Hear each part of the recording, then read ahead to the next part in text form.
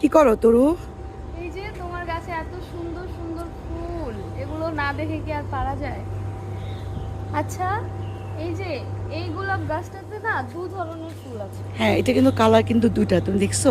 হ্যাঁ, একই মানে ডালে গাছে একই গাছে কালার দু কম কালারের ফুল। দুই হ্যাঁ। কালার কিন্তু এই ফুলটা। যে এইটা এক একদম রঙের, একদম। এটা এক রঙের। আর কিছু জিনিস আছে জানো, ভিডিও কিন্তু দেখে তুমি দেখাতে পারবা না, হ্যাঁ, হ্যাঁ। যেটা তুমি নিজের চোখে দেখতে পাবা।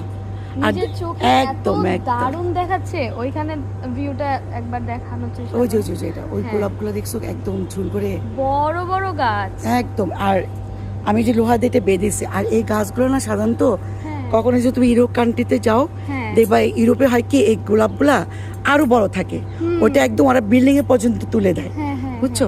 তো ও হলো তরু, ও আমার ননাসের মেয়ের ঘরের ছেলের, মানে আমাদের নাতি বউ আর কি।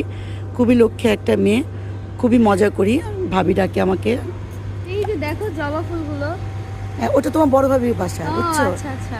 ঝুমকো জবা যেটাকে বলে, ফুলকো জবা। ঝুমকো জবা।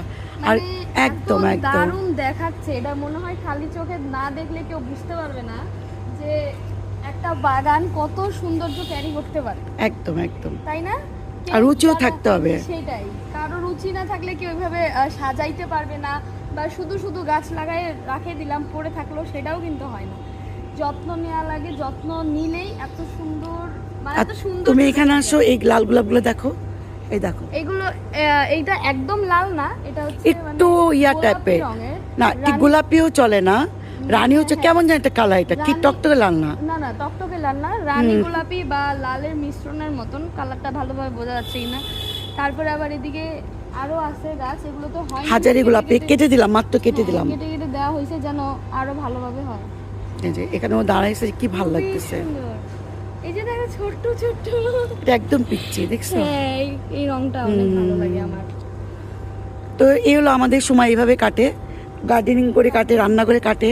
আর ও আসে একটু দোলনা খেলে, আমার সারাদিন আমার এখানেই থাকে, ঘোরাঘুরি করে। আমি এখানেই খুব ভালো, মানে খুবই ভালো লাগে, কারণ আপনি আছে যে এত সুন্দর করে গার্ডেনিং করার লোক, যারা প্রকৃতি প্রেমী ছাড়া এটা কেউ বুঝবেও না, সবাইকে বোঝানো আসলে যায়ও না।